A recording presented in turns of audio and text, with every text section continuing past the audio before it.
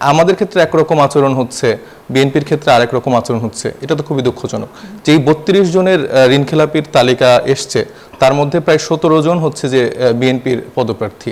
সেই ইনফরমেশন দ্বৈত নাগরিকের ইনফরমেশন পাওয়া খুব কঠিন। এলাকার লোক জানতে পারে, দলের লোক জানতে পারে, আত্মীয়স্বজন জানতে পারে, কারোর সাথে শত্রুতা থেকে সে গোপন তথ্যটা দিতে পারবে। তো বিএনপির থেকে খুব বেশি স্ট্রংলি কোনো প্রতিবাদও আমরা দেখতে পাচ্ছি না। সবাই দিল্লি না ঢাকা, ঢাকা না দিল্লি, খুব মুখরোচক একটা স্লোগান দেয়, কিন্তু তারা কিন্তু ঠিকই দিল্লিতে যে সাক্ষাৎ করে আসছে।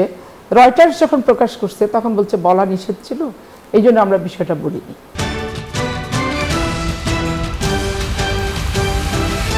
দর্শক, আমন্ত্রণ আপনাদের সবাইকে মধুমতি ব্যাংক পিএলসি নতুন বাংলাদেশের আয়োজনে। এই আয়োজনে আমরা প্রতিদিন কথা বলবার চেষ্টা করি রাজনৈতিক বিভিন্ন বিশ্লেষণ নিয়ে, এবং আমাদের সঙ্গে অতিথিরাও যুক্ত হন। আজকে আমরা যে বিষয় নিয়ে কথা বলতে চাই সেটি হচ্ছে নির্বাচনী সংখ্যা এবং বাস্তবতা। এবং আপনাদেরকে পুরো অনুষ্ঠান জুড়ে আপনাদের সঙ্গে আমি আছি জান্নাতুল কলি, আর স্টুডিওতে এই মুহূর্তে আমাদের সঙ্গে উপস্থিত আছেন অ্যাডভোকেট সৈয়দা আশরাফি পাপিয়া, সাবেক সংসদ সদস্য। আর কিছুক্ষণ পরেই দর্শক আমাদের সঙ্গে এসে যুক্ত হবেন ফয়েজ আহমেদ, প্রধান উপদেষ্টার জ্যেষ্ঠ সহকারী প্রেস সচিব। একই সঙ্গে আমরা আমাদের এই আয়োজনেই আজকে পাবো এস.এম. সাইফ মুস্তাফিজ, যুগ্ম সদস্য সচিব, জাতীয় নাগরিক পার্টি এনসিপি। আপা, আমন্ত্রণ আপনাকে নতুন বাংলাদেশের আয়োজনে। আমরা আসলে যেই সময়ে আমাদের আজকে কথা বলছি, আজকে পুরো দিন পত্রিকা ঘুরে দেখলাম, ঘেটে দেখলাম, নির্বাচন নিয়ে এক ধরনের আশঙ্কার কথা জানাচ্ছে বিভিন্ন রাজনৈতিক দলগুলো। একই সাথে প্রতিদিনই আমরা দেখছি যে নির্বাচন নিয়ে আইন শৃঙ্খলা বাহিনীর উপরে যেমন এক ধরনের অনাস্থা তৈরি হয়েছে, একই রকমভাবে ইসির উপরেও রাজনৈতিক দলগুলোর নানা রকম শঙ্কার জায়গা আছে। বিএনপি কি মনে করছে রাজনৈতিক পরিস্থিতি? হ্যাঁ, বিএনপি যেটা মনে করছে সেটা তো বিএনপির ঊর্ধ্বতন যারা আছেন নেতৃত্বস্থানীয় তারা করবেন। আমি রাষ্ট্রের সাধারণ নাগরিক হিসেবে যেটা বলতে পারি, নির্বাচন কমিশনের অধীনস্থ আসলে ডিসিও না, এসপিও না। এ যাবৎ যতদিন টকশো করেছি সবসময় বলেছি যে পুরাতন বন্দোবস্তের সবচেয়ে খারাপ জিনিস হচ্ছে নির্বাচন ব্যবস্থা। তাহলে এই নির্বাচন ব্যবস্থাটাকে সংস্কার করা দরকার। এটা করতে যে নির্বাচন কমিশনারের হাতে সার্বিক দায়িত্ব দিতে গেলে তাকে সার্বিক পাওয়ার দিতে হবে। ওনাকে এসপি পরিচালনা করার, ডিসি পরিচালনা করার এবং টোটাল নির্বাচনী পরিচালনা করার মতো ম্যান্ডেট, লোকবল, ম্যান্ডেট বলতে অনুমতি, তার যে আইনগত ভিত্তি, সোজা কথা, লোকবল, প্রশাসনিক কাঠামো, সবকিছু তাকে দিতে হবে। কিন্তু আমরা তো শুনেছি এবার মানে নির্বাচন কমিশনকে সেই সব সহায়তাই করা হচ্ছে, কিছু দেওয়া হয় নাই নির্বাচন কমিশনকে। ওই আগের মতোই নির্বাচন কমিশন তফসিল ঘোষণা করবে, কবে ছাঁটাই, কবে বাছাই, কবে প্রত্যাহার, কবে হচ্ছে আপনার প্রতীক বরাদ্দ, কয়টা মাইক, কয়টা হর্ন, পোস্টার তো এবার নাই, কবে থেকে প্রচার, কবে থেকে প্রচার বন্ধ, এইটুকুর বাইরে বেসিক্যালি নির্বাচন কমিশনের কোনো দায় দায়িত্ব নাই। পুলিং এজেন্ট থেকে শুরু করে যা যাবতীয় প্রিজাইডিং অফিসার সব, যেহেতু ডিসি নিজেই জেলার, স্বাভাবিক কারণে সার্বিক দায় দায়িত্ব কিন্তু ডিসির। জি, সার্বিক দায় দায়িত্ব ডিসি। এখন ডিসি যদি কোথাও পুলিশকে লাগে, বলে, ইচ্ছা করে, মনোবাসনা মনে হয় যে হ্যাঁ পাঠানো দরকার, দেন উনি হুকুম করতে পারে। এর বাইরে কিন্তু আর কোনো কিছু না। পুরাতন বন্দোবস্তের যে নির্বাচন কমিশন, যে নির্বাচন ব্যবস্থা, যে পদ্ধতি, সেই একই পদ্ধতি, একই ব্যবস্থা, একই সিস্টেম বর্তমানে বহাল। এরা তো সংস্কার কমিশনের নাম করে জাতির কাছে কিছু ধোঁকা দিয়ে প্রশাসনিক সেটআপটা তাদের দল তাদের মতো করে নিয়েছে। জামাত এবং এনসিপি তো আবার বলছে ডিসি দলীয় ডিসি, নির্বাচন কমিশন কেউ বলছে একটা নির্দিষ্ট রাজনৈতিক দলের উপর তাদের 64টা ডিস্ট্রিক্টে একবারে নির্দিষ্ট রাজনৈতিক দলের ডিসি আছে, এসপি আছে। এটা যদি প্রমাণ করে দিতে পারে এনসিপি, নাম ধরে ধরে বায়োডাটা অতীতে দিয়ে, তা আমি কান কেটে আবার নাম পাল্টায় রাখবো আমি। 64টি ডিস্ট্রিক্টে যদি বলতে পারে তারা যে একবারে টোটাল হচ্ছে তাদের। এখন এনসিপির একজন নেতা, সে একজনের নমিনেশন বাতিলের জন্য ব্যাপক হারে তাগিদ দিচ্ছে, বাতিল করেন, বাতিল করেন। তো নির্বাচন কমিশনের কাছে তথ্য থাকবে, দেন তো সে বাতিল করবে। তারপর নির্বাচন, ধরেন একজন ঋণ খেলাপি হলাম আমি, কিন্তু আমি একটা জালিয়াতি সার্টিফিকেট দিলাম যে আমার ঋণ পরিশোধ আছে, তো সেটা ওই মুহূর্তে জালিয়াতি কিনা জেলা প্রশাসকের, রিটার্নিং অফিসারের তদন্ত করার মতো কোনো যারা থাকেন, ব্যাংক কর্মকর্তা, তারপরে কারেন্টের বিলের, তারপরে বিদ্যুৎ বিল, গ্যাস বিল, পানির বিলের যারা থাকেন, তো তাদের কাছে যদি সেই টাইপের তথ্য না থাকে, তারা বাতিলটা কিভাবে করবে? বাতিল তো নির্বাচনের আগের দিনও করা যায়।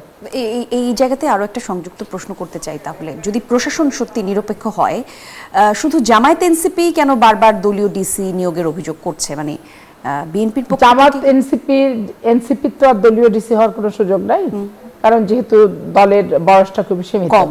জামাত ইসলাম যেহেতু ব্যাপক হারে ডিসি, এসপি, ডিআইজি, বিভাগীয় কমিশনার এদের বছরে অনেক জায়গায় সেট আপ করে ফেলেছে, বাদ বাকি সব জায়গায় তারা সেট আপ করতে চাওয়ার জন্য এই অভিযোগগুলো নিয়ে এসে নির্বাচনটা যদি কোনোভাবে বিতর্কিত করা যায়, কালক্ষেপণ করা যায়, কিংবা নির্বাচনটা না করা যায়, এরকম নির্বাচন না করলে জামাত এনসিপি লাভ কেন করতে চায়? কারণ তারা তো ক্ষমতাতেই আছে, তাদের যে ভাবসা, বডি ল্যাঙ্গুয়েজ, তাদের তো ক্ষমতাতেই আছে।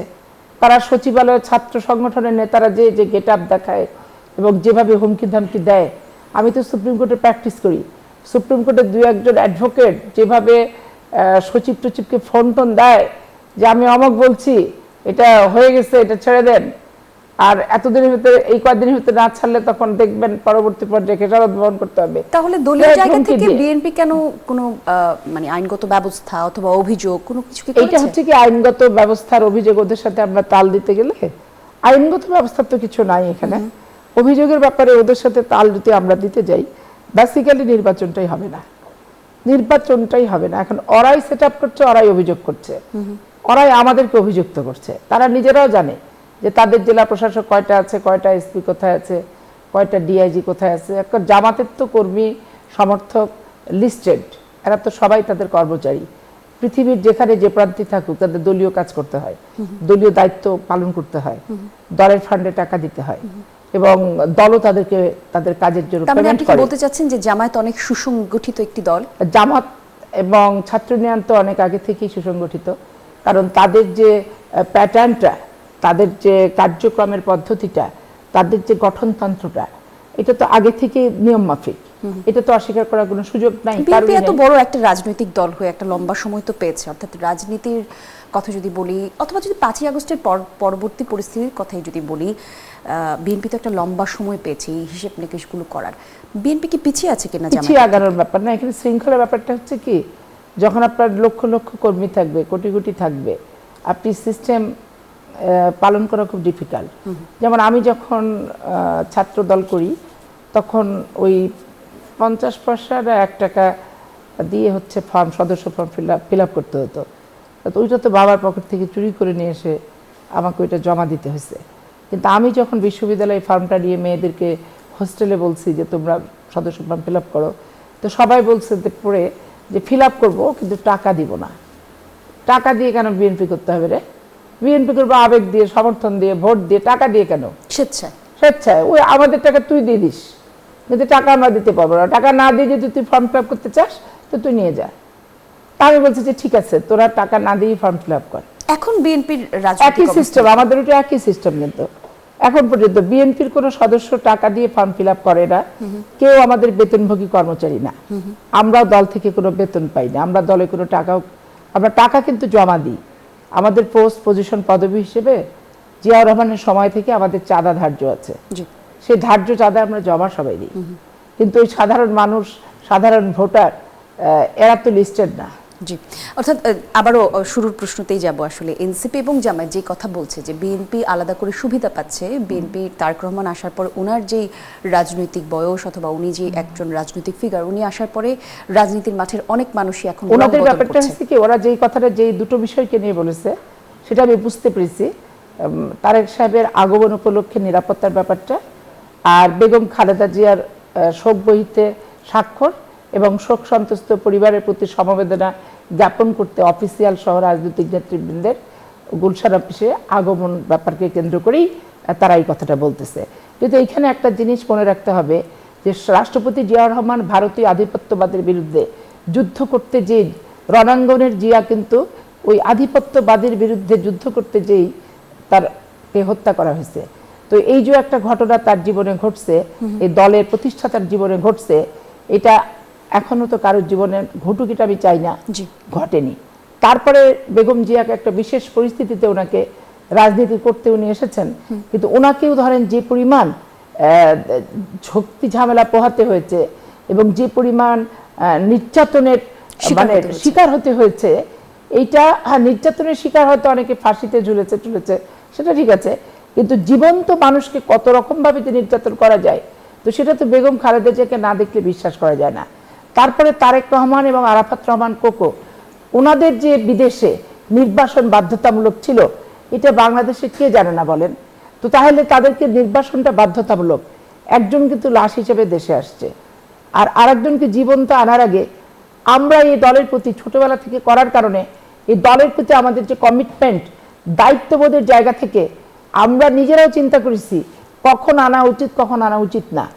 উনি কখন আসতে চান তার চেয়ে আমরাই ভেবেছি ওনার কখন আসা উচিত কখন আসা উচিত, কারণ তার নিরাপত্তা কারণ আরো বেশি দুর্ঘটনা একটা ঘটে গেলে আপনি এটা পূরণ করার মতো, এই শূন্য জায়গা পূরণ করার মতো কিন্তু তখন দলের লোকেরা এসে বিরোধী দলরা যারা সমালোচনা করছে, নিন্দা কথা বলছে, নিন্দুকের ভূমিকা অবতীর্ণ হয়েছে, তারা হয়তো মনে মনে হাসবে, এসে এখন স্বাক্ষর করতে যেমন আর কয়জন ঢুকলো দেখে দেখে যাচ্ছে, যে যারা বাইরে সমালোচনা করছে, জমক অফিসের প্রধান, এই সমালোচনা রাজনীতি থেকে আমরা কবে বের হতে পারবো, আমরা কবে আরো মানবিক হতে পারবো, সেই প্রশ্ন একটু রাখি। আপা একটা ছোট্ট বিরতিতে যাব, আমরা বিরতি থেকে ফিরে এসে আরো আপনার কাছ থেকেই কথাগুলো শুনবো। দর্শক দেখছেন নতুন বাংলাদেশের আয়োজন, একটা ছোট্ট বিরতির পর আবার ফিরছি, সঙ্গেই থাকুন।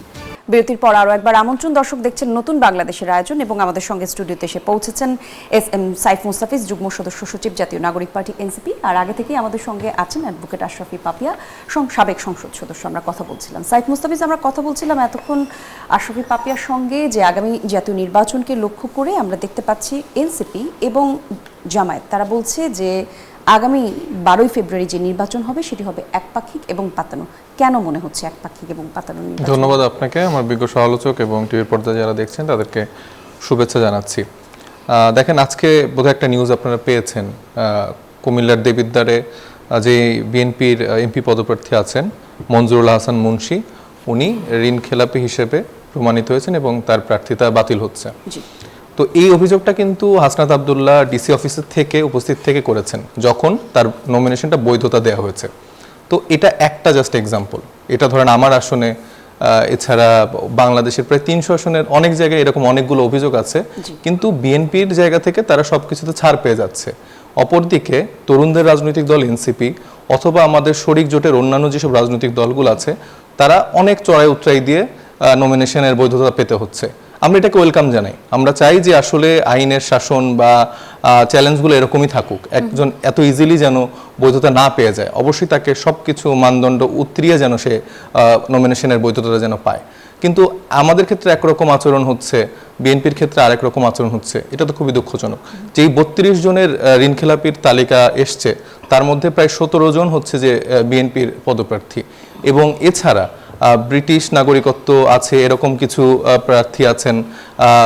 কুমিল্লার 2 আসনে কায়কোবাদ সাহেব টার্কিশ নাগরিক, সেটার ফুটেজ, সেটার তার পাসপোর্টের ছবি সোশ্যাল মিডিয়াতে ভাসছে। তো এই মানুষগুলো কি কায়দায়, কোন ক্রাইটেরিয়াতে সবকিছু মান পার করে আরপিওর কোনো কিছু বালাই না রেখে ডিসি বা নির্বাচন কমিশন থেকে তারা বৈধতা পেয়ে যাচ্ছে। তো এটা তো এক্সাম্পলটা আমি বলে দিলাম। আপনারা কিছু জানার পরেও মানে পাতানো নির্বাচন যেহেতু হবে বলছে এনসিপি, তাহলে এই নির্বাচনে কি এনসিপি অংশগ্রহণ করবে?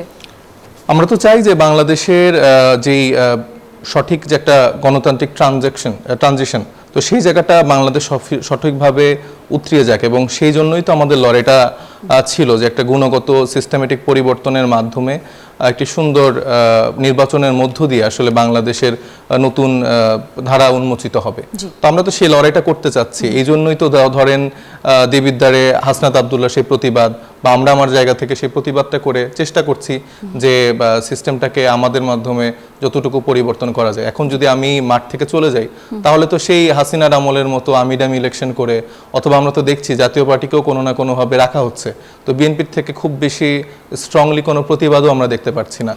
আমার মানে কাছের অনেক বিএনপির মানুষজন আছে যাদের সাথে আমার আলোচনা হয়, কথাবার্তা হয়, তাদেরকে আমি জিজ্ঞেস করেছিলাম পার্সোনালি যে আপনারা কেন ওনাদের ব্যাপারে স্ট্রং না। ওনারা বলেন যে এই ধরো যে তোমরা যদি না চলে যাও বা জামাত যদি ইলেকশন না করে, তাহলে আমাদের ওই আওয়ামী লীগের কায়দায় এদেরকে হয়তো বা ইলেকশনে রেখে আমাদের ইলেকশনের বৈধতা দিতে হবে। এটা তো আসলে প্রমাণ ওইভাবে করে দিতে পারছি না আমরা, সেই কারণে আপনিও হয়তো নাম বলতে পারছেন না যাদের সঙ্গে আপনার কথা হয়েছে, সেই কারণে হয়তো এই উদাহরণটা আমি পুরোপুরি নিতে পারছি না। কিন্তু প্রশ্ন একটাই থেকে যায়, এই সব কিছু জানবার পরে এনসিপির অবস্থান কি? মানে এনসিপি তো আসলে আমরা দেখেছি এই পর্যন্ত এনসিপির পক্ষ থেকে যতগুলি দাবি দাবা চাওয়া হয়েছে সবগুলোই পূরণ করা হয়েছে সরকারের পক্ষ থেকে কম বেশি। জুলাই যোদ্ধাদের দায়মুক্তির প্রসঙ্গে যদি একটু কথা বলি, মানে এনসিপি কি মনে করে যে দায়মুক্তি দিলে ভবিষ্যতের যে রাজনৈতিক সহিংসতার একটা সংকট সেটা তৈরি হতে পারে? কেন, মানে এই সরকার, আমরা যে আজকে টেবিলে বসে আছি, এই জুলাই যোদ্ধা যারা জীবন ত্যাগ করে দিল, জীবনের শহীদ হয়ে গেল, যারা আহত হলো, তাদের জন্য তো আমরা আজকে টেবিলে বসে কথা বলছি। জি, কিন্তু আজ যারা জুলাই যোদ্ধা, কাল যদি তারা কোনো রাজনৈতিক গোষ্ঠী হিসেবে কোনো সহিংসতায় নামে, তাদের দায় মুক্তি তো ধরেন এখন তো যে জুলাই যোদ্ধা যদি কোনো অপকর্ম করে, কোনো খুন করে, সেটার দায় মুক্তি তো দিচ্ছে না গভর্নমেন্ট থেকে। সেই জুলাই সময়কালের কথা বলা হয়েছে। জি, ভবিষ্যতে তাদেরকে তাহলে কিভাবে আমরা চিহ্নিত করব, বা ভবিষ্যতে মানে কিভাবে ভবিষ্যতে কি চিহ্নিত করতে চাচ্ছেন? মানে যারা এখন জুলাই যোদ্ধা, যাদেরকে দায় মুক্তি দেওয়া হচ্ছে, ভবিষ্যতে যদি রাজনৈতিক গোষ্ঠী একটা সহিংসতায় নামে, তাদেরকে প্রতিবাদ করার ল্যাঙ্গুয়েজ কি হবে? তারা তাদের জায়গায় যদি কোনো, এখন জুলাই যোদ্ধারা যে কোনো দল করতে পারবেন তা তো না। আমি জুলাইতে আমি মাঠে ছিলাম, আমি এনসিপি করছি না, পাপি আপা বা তাদের সন্তানরা কোনো না কোনো ফরম্যাটে তো জুলাইতে ফাইট করেছেন, তারা একটা দলকে রিপ্রেজেন্ট করছে না, এটা তো তার রাজনৈতিক অধিকার, যে কোনো রাজনৈতিক দল সে করতেই পারে। সেই সময় এখন আমি যদি কোনো অপকর্ম করি, সেটার দায়ভার আমার, সেটাকে জুলাইয়ের কেন্দ্র করে বা জুলাই যোদ্ধার ওই ফ্রেমিং করে তো আসলে আমার সেই জায়গা থেকে দায় মুক্তির সুযোগ নেই। সেই দায়িত্বটা নেওয়া হবে কিনা, মানে এনসিপি কে ডেফিনেটলি আমরা তো ডে ওয়ান থেকে সেই দায়িত্বশীলতার পরিচয় দিয়ে কাজ করছি দেশকে স্থিতিশীল রাখার স্বার্থে। সেই সময়টা তো সুযোগ ছিল বিপ্লবী সরকার গঠন করার, কিন্তু এনসিপি তো সেই কাজটি করেনি। যদিও সেই নামে, এনসিপি নামে তখন কোনো সংগঠন বা দল ছিল না, কিন্তু আমাদের যারা সম্মুখ সারির নেতারা ছিলেন, নাহিদ ইসলাম থেকে শুরু করে হাসনাত আব্দুল্লাহ, তাদের তো সুযোগ ছিল সে সময় একটা বিপ্লবী সরকার গঠন করার, সেটা তো তারা করেনি। কারণ তারা চেয়েছিল যে দেশ যেন একটা স্থিতিশীল সিচুয়েশন দিয়ে যায়, যেই প্রাণহানিগুলো হয়েছে, যেই জানমালের ক্ষতি হয়েছে, এটা আসলে কারোই আসলে কাম্য না। এবং আমাদের সহযোদ্ধারা আমাদের সাথে থেকে আসলে হত্যা হয়েছে, তো সেটা তো আমরা চাই না যে আরো নতুন করে কোনো কিছু হোক। এই স্মুথ একটা ট্রানজিশনের জন্য আমরা চেয়েছি যে যেই রাজনৈতিক বিদ্যমান রাজনৈতিক দলগুলো আছে তাদেরকে সাথে করে কিভাবে সামনের দিকটা আগানো যায় সেটা আমরা চেষ্টা করছি। সাইফ মুস্তাফিজ, তাহলে আমরা কি করে জানবো কারা কারা জুলাই যোদ্ধা ছিলেন? এটা তো লিস্ট আছে, জি, সেই লিস্ট অনুযায়ী আপনারা জানবেন। সেই লিস্ট অনুযায়ী জানবো, এটা তো পরীক্ষা করার বা আলাদা করে কোনো, মানে এই লিস্টে সবটা বৈধ তার কোনো, এখন আপনি তো সেটা সবভাবে পারবেন না, কারণ হচ্ছে যে 1-2% এরকম আওয়ামী লীগের লোকজনও থাকতে পারে যারা লিস্ট আছে। তবে আমি মনে করি যে এটার সংখ্যা খুব বেশি হওয়ার কথা না, কারণ আমি যে এলাকাতে লড়াই করেছি বা যেখানে আমি আন্দোলন করেছি, আমি তো জানি সেখানকার চিহ্নিত আওয়ামী লীগের লোকজন কারা, তো সেই সুযোগটা খুব বেশি নেই। জি, ধন্যবাদ। আশরাফি পাপি, একটু আপনার কাছে জানতে চাই, এই যে অভিযোগ উঠছে একই ভুলে বিএনপি প্রার্থীদের মনোনয়ন টিকে যাচ্ছে, কিন্তু জামায়াত আর এনসিপিদের অথবা স্বতন্ত্র প্রার্থী যারা আছে তারা বাতিল হয়ে যাচ্ছে, এটা কি ইসির পক্ষপাতিত্ব নাকি? আচ্ছা, এইখানে আমি একটা স্পষ্ট করে বলি, হলফনামা 2004 সালে বদিউল আলম মজুমদার সাহেবরা হাইকোর্টে রিট করছিল, ডক্টর কামাল হোসেন তখন তাদের আইনজীবী ছিল। আগে হলফনামার প্রভিশন ছিল না, 1/11 আগে 2004 সালে রিট করলো, করার পরে এটা 8 সালের নির্বাচন থেকে হলফনামাটা সংযুক্ত হলো। হলফনামা এমনই একটা জিনিস, এবং এটার আরপিওতে এমনভাবে এটার আইন কানুন আছে যে আপনি হলফনামাতে কোনো ভুল তথ্য দিয়ে যদি এমপি হয়ে যান, নির্বাচিত হয়ে গেলেন, আপনি পার্লামেন্টে চলে গেলেন, কিন্তু ওইটা যদি ভুল প্রমাণিত হয়, আপনার এমপিশিপ, মন্ত্রিত্ব যা কিছু আছে সব কিন্তু বাতিল হবে, এবং আপনাকে কঠিনভাবে সেটা জবাবদিহিতার জায়গায় আনতে হবে। এটা একবার সুস্পষ্ট। এখন ঋণ খেলাপি বাংলাদেশ ব্যাংকের প্রতিনিধি থাকে, গ্যাস, কারেন্ট বিল এগুলোর জন্য প্রতিনিধি থাকে, থেকে ধরেন যে তারা সেখানে জিজ্ঞেস করে যে ওনার ঋণ আছে কিনা, ডিসি সাহেব কারেন্টের বিল ঠিক আছে কিনা, তারপরে এগুলো ঠিক আছে কিনা, অঙ্কের যে টাকা সব দেখে থেকে ওখানে রাইট করে।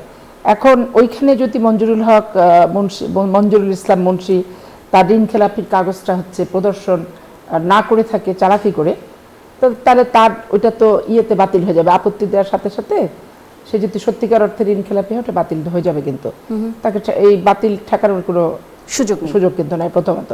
দ্বিতীয়ত কায়কোবাদের প্রসঙ্গ তুলেছে, কায়কোবাদ দীর্ঘ 18 বছর শেখ হাসিনার অত্যাচার অতিষ্ঠ রাষ্ট্রে থাকতে পারেনি দেশের ভিতরে। শেখ হাসিনা পতনের পরই কিন্তু উনি এসেছেন, এবং ওই এলাকার উনি খুবই একটা জনপ্রিয় মানুষ, সাধারণ দিনমজুর নিম্ন শ্রেণীর মানুষ, খেটে খাওয়া লোকের ভিতরে খুবই জনপ্রিয়। এখন উনি যদি কোনো দেশের, যেহেতু হাসিনা বারবার কায়কোবাদকে আনার চেষ্টা করছে, তাকে নিয়ে এসে বিচারের সম্মুখীন করার চেষ্টা করছে, সাজা টাজাও তাকে দিয়ে দিছিল, স্বাভাবিক কারণে যাতে আনতে না পারে এই কারণে কোনো রাষ্ট্রের যদি হচ্ছে সে ইয়ে করে থাকে, নাগরিকত্ব নিয়ে থাকে, তাহলে সেটাও হচ্ছে আপত্তি জানালে এটাও আদালত পর্যন্ত গড়াবে। কারণ আমরা আওয়ামী লীগের সময় পঙ্কজ দেবনাথের ওখানে শাম্মী আক্তার যে আওয়ামী লীগের এমপি ছিল, সেটা আওয়ামী লীগের এমপি নমিনেশন তাকে দিচ্ছিল, পঙ্কজ দেবনাথকে দেয় নাই। পরে সর্বোচ্চ আদালত ফাইট করে কিন্তু তার নাগরিকত্ব ব্যাপারটা, তাকে নমিনেশন বৈধ করে নাই, বাতিল যখন করছিল তখন কিন্তু বৈধ করে নাই। তবে এগুলো নিয়ে হচ্ছে আপনার এগুলো মীমাংসিত মানে আজকে এখানে যদি কোনো ভুল তথ্য দিয়ে বৈধ করে আর সেটা যদি দেখে যে তথ্যটা সঠিক, আপিল করলে বাতিল হয়ে যাবে। এটা কোনো জটিল কি কোনো ইয়ের ব্যাপার না। হ্যাঁ, এখানে স্বচ্ছতার যে ব্যাপারটা, ডিসিএসপি স্বচ্ছতা না, প্রার্থী হিসেবে আমার যে স্বচ্ছতা, এই স্বচ্ছতাটা প্রদর্শন করার ক্ষেত্রে আমি চালাকি রাষ্ট্র গ্রহণ করছি। এটা দোষ হলে আমার হবে, প্রশাসনের হবে কেন? যে ইনফরমেশনটা সে সাবমিট করে নাই, সেই ইনফরমেশন, দ্বৈত নাগরিকের ইনফরমেশন পাওয়া খুব কঠিন। এলাকার লোক জানতে পারে, দলের লোক জানতে পারে, আত্মীয়স্বজন জানতে পারে, কারোর সাথে শত্রুতা থাকলে সে গোপন তথ্যটা দিতে পারবে। একদম একদম। তাহলে মানে বলা চলে যে বিএনপি পুরোপুরি মোটামুটি অস্বীকারই করছে যে প্রশাসন এবং ইসির পক্ষ থেকে বলা হচ্ছে। এটা আমার ব্যক্তিগত দায়। আমি যদি আমার একটা তথ্য গোপন করি, তার জন্য আমি পানিশড হব আদালত দ্বারা, এবং আমার তো নমিনেশন বাতিল হবে। এটা একটা গেল। দ্বিতীয়ত আপনি যেটা বললেন যে জাতীয় পার্টিকে এখানে নির্বাচনের ব্যাপারে বিএনপি ঠান্ডা হয় কি, এক চোখে দুই রকম নীতিতে চলে না। জুলাই যোদ্ধারা জুলাই আগস্টের পরে সময় আসছে, জুলাই যোদ্ধারা নিরাপদ সড়ক এরকম বিভিন্ন ইস্যু নিয়ে তারা মাঠে নেমেছে, তারা ক্ষতিগ্রস্ত হয়েছে, এবং লাস্ট ক্ষতিগ্রস্ত জুলাই আগস্টে হলো, যে রক্তাক্ত ক্ষতিগ্রস্ত, যেই ক্ষতিগ্রস্ত এবং যেই আত্মত্যাগের স্বীকৃতিতে আমরা হাসিনাকে বাংলাদেশ থেকে বেরোয় যেতে সে বাধ্য হলো, পালায় যেতে বাধ্য হলো। কিন্তু আপনি দেখেন 86 নির্বাচনে জামাত জাতীয় পার্টি একসাথে কিন্তু করছে, এবং আওয়ামী লীগের একটা পশু সুলভ বিরোধী দল হিসেবে, বর্ষতা স্বীকারকারী বিরোধী দল হিসেবে জিএম কাদের যখন দিল্লিতে গেছিল, তখন দিল্লি থেকে আসার পর সাংবাদিককে যখন জিজ্ঞাসা করছে আপনারা কি সংলাপ করে আসছেন, তো সে বলতে নিষেধ আছে। তো আজকে ইনকলাব মঞ্চ বলেন, জামাত বলেন, ডাকসু সবাই দিল্লি না ঢাকা, ঢাকা না দিল্লি, মুখরোজার একটা স্লোগান দেয়, কিন্তু তারা কিন্তু ঠিকই দিল্লিতে যে সাক্ষাৎ করে আসছে। রয়টার্স যখন প্রকাশ করছে তখন বলছে বলা নিষেধ ছিল, এই জন্য আমরা বিষয়টা বলিনি। ঠিক আছে না? তো এখন আপনি নির্বাচনী জাতীয় পার্টিকে আমি অপছন্দ করি, কারণ আমি 9 বছর আন্দোলন করছি তার এগেইনস্টে, আমার চোখের সামনে আমি অনেককে জড়ে যেতে দেখছি। তো স্বাভাবিক কারণে এখন রাজনীতি, তখনও কিন্তু তাকে রাজনীতিতে সেই সময় অংশগ্রহণ করতে দেওয়া হচ্ছিল না। এই নিয়ে কিন্তু তখন এরশাদকে জেলে ঢোকানো হয়েছিল, শাহাবুদ্দিন সাহেব, সেটা নিয়ে কিন্তু নির্বাচন, জেল থেকে শেষ পর্যন্ত নির্বাচন করতে হয়েছে। ঠিক আছে, এই যে কিছু কিছু ঐতিহাসিক বিষয় থাকে আর নিয়মের কিছু ব্যাপার থাকে। এখন আপনি একজনকে যে অবৈধ করবেন কি করতে দিবেন না, সে একটা পোষ্য হাসিনার দোষর, অস্বীকার করার কোনো জায়গা নাই। কিন্তু আপনি কোন আইন, কোন নিয়মে, কোন কিছুতে আপনি বাধাটা প্রদান করবেন, আর এই সেই নিয়মের মধ্যে মানে এনসিপি কতটা এই দায়ভার বিএনপির কেন? এই দায়ভার সরকারের হতে পারে না, সরকার হতে পারে না, এটা বিএনপি সবকিছু যত দোষ আমরা জানতে চাইবো। আর একটা বিরতি হচ্ছে, দর্শক নতুন বাংলাদেশের আয়োজন দেখছেন, একটা ছোট বিরতির পর আবার ফিরছি। আর একবার আমন্ত্রণ, বিরতির পর দর্শক দেখছেন নতুন বাংলাদেশের আয়োজন। আমি জান্নাতুল কলি আপনাদের সঙ্গে আছি। এই মুহূর্তে আমাদের সঙ্গে এসে যুক্ত হয়েছেন ফয়েজ আহমেদ, প্রধান উপদেষ্টার জ্যেষ্ঠ সহকারী প্রেস সচিব। আমন্ত্রণ আর একবার আপনাকে। দর্শক, আমরা জানি সপ্তাহের শেষ কার্যদিবসে রাস্তার কি অবস্থা থাকে, ঢাকার রাস্তা নতুন করে বলবার কিছু নেই, যে কারণে আমাদের অতিথি আজকে দেরিতে এসে পৌঁছেছেন। ফয়েজ আহমেদ, আমরা যে কথাগুলি বলছিলাম, মূলত রাজনৈতিক দলগুলোর পক্ষ থেকে বলা হচ্ছে, একাধিক রাজনৈতিক দলগুলোর পক্ষ থেকে বলা হচ্ছে, সরকার, প্রশাসন, ইসি একটি নির্দিষ্ট দলকে আলাদা সুবিধা দেওয়ার চেষ্টা করছে। বলা হচ্ছে প্রশাসনের পছন্দের প্রার্থী ছাড় পাচ্ছে, বলা হচ্ছে একপাক্ষিক সিদ্ধান্ত হচ্ছে, বলা হচ্ছে পাতানো নির্বাচন হতে যাচ্ছে। আসলে অভিযোগগুলো কতখানি সত্যি? এটা নিয়ে গত 2-3 দিন ধরে কথা বলছি। আসলে এখানে খুব ইন্টারেস্টিং কিছু ফ্যাক্ট আছে, আমি 2 ভাগে ভাগ করি। হ্যাঁ, প্রথম কথা হচ্ছে আমাদের পলিটিক্যাল পার্টিগুলি যারা এই অভিযোগটা করছেন, এইটা তারা 2টো কারণে করছেন। একদমই ট্রেডিশনাল রাজনীতির পার্ট করতে হবে করছেন।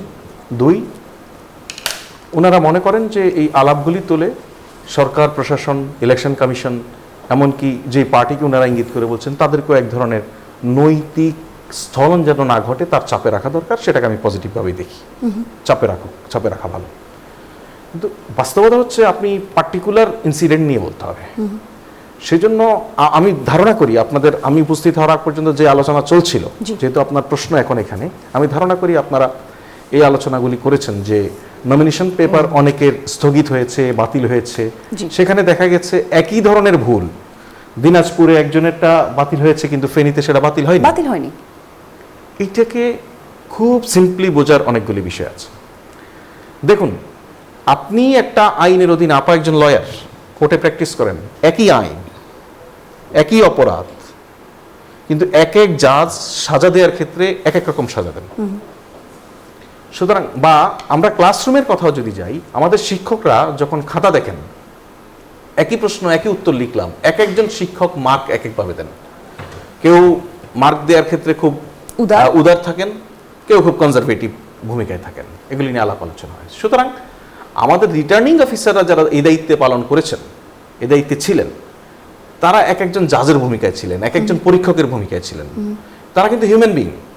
সুতরাং ওই আইনকে সামনে রেখে তার আলোকে কাজ করতে গিয়ে কোনো ক্ষেত্রে তাদের ভুল ত্রুটিও হতে পারে, আবার কোনো ক্ষেত্রে তাদের জাজমেন্টাল ওয়ে কিছু ক্ষেত্রে উদার, কিছু ক্ষেত্রে কনজারভেটিভ হতে পারে। কেউ কাছে খুব কড়া থাকেন, নো এখানে আপনার রিরাইটিং হয়েছে মানে এটা বাদ, আরেকজন হচ্ছে রিরাইটিং হয়েছে এটা কোনো সমস্যা না, এটা ঘটে। এই জন্য একটা ইউনিফর্ম জায়গা থাকে, সেটা হচ্ছে আপিল।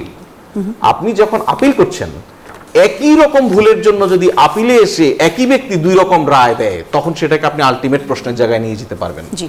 এবং আপনি এই প্রশ্নটাই তুলতে পারতেন যাচাই বাছাইয়ের ক্ষেত্রে যদি একজন রিটার্নিং অফিসারই একই রকম ঘটনার ক্ষেত্রে দুই রকম জাজমেন্টে আসতেন। সুতরাং এটাকে আমি একটা টেকনিক্যাল এররের জায়গা বলি।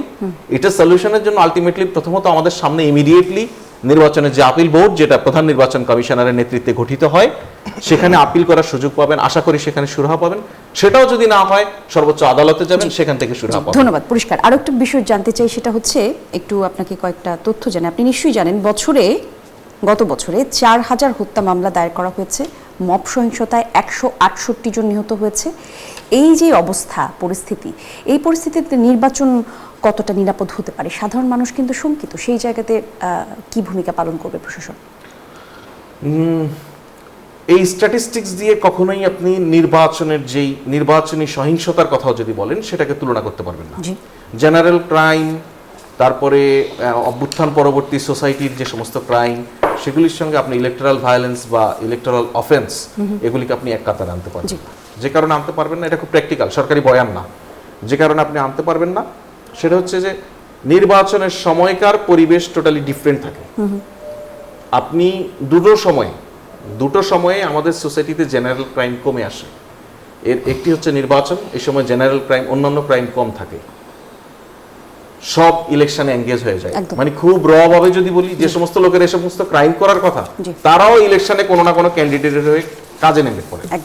অপরদিকে আরেকটা হচ্ছে স্পোর্টস। আপনি বড় যদি স্পোর্টস ইভেন্ট থাকে, বিশেষ করে ফুটবল বিশ্বকাপ, সে সময় ক্রাইম কম থাকে, রাতে যদি ম্যাচ হয় দেখবেন। আমাদের সময় একদম কম। আমরা একটু সাইফ মুস্তাফিজের কাছে জানতে চাইবো, এই যে নির্বাচনী যে সহিংসতা, সাইফ, এই জায়গাতে যদি আরো সহিংসতা সামনের দিকে বাড়ে, এনসিপির প্রতি তো মানুষের একটা আলাদা ভরসার জায়গা তৈরি হয়েছে, তারা রাজপথে নামবে কিনা, নাকি নির্বাচনমুখী কৌশলেই থাকবে?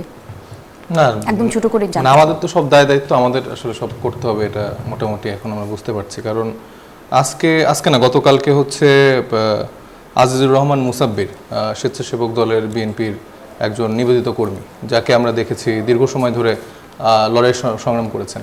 তো তার মৃত্যুতে তার দলের একজন জ্যেষ্ঠ নেতা সালাউদ্দিন সাহেব বলছে এটা একটা বিচ্ছিন্ন ঘটনা, এটা নির্বাচনকে বাধাগ্রস্ত করার একটা চিন্তা। মানে তার দলের একজন কর্মীকে সে যেখানে চাবে যে একটা সুষ্ঠু তদন্তের মাধ্যমে বিচার হোক, সেখানে সে নির্বাচন এইগুলা খুঁজছে, এই কোশ্চেনগুলো খুঁজছে। আমরা একদম শেষ পর্যায়ে হ্যাঁ বা নাতে একটু বলি। তো সেই জায়গা থেকে শুধু এনসিপি না, বিএনপি বা জামাত ইসলামী বা অন্যান্য রাজনৈতিক দলগুলো যারা আছে, এই প্রত্যেকটা হত্যাকাণ্ডকে ঠিকভাবে অ্যাড্রেস করে বলতে হবে, সরকারকে প্রেশার ফিল করাতে হবে যে হত্যাকাণ্ডগুলোর বিচার করা হোক। যে হাদি হত্যা হলো প্রায় 1 মাস হয়ে চলছে, এখন আমরা কোনো সুরাহা পাইনি, তার মধ্যে আরো নতুন কয়েকটা বিচারগুলি করা হোক। জি, ধন্যবাদ, অসংখ্য ধন্যবাদ আপনাদের সবাইকে আমাদেরকে সময় দিয়েছেন। দর্শক, নতুন বাংলাদেশের আয়োজন একদম শেষ পর্যায়ে। আগামী পর্বে অন্য কোনো আলোচনা নিয়ে হাজির হয়ে যাব। সে পর্যন্ত সবাই ভালো থাকুন।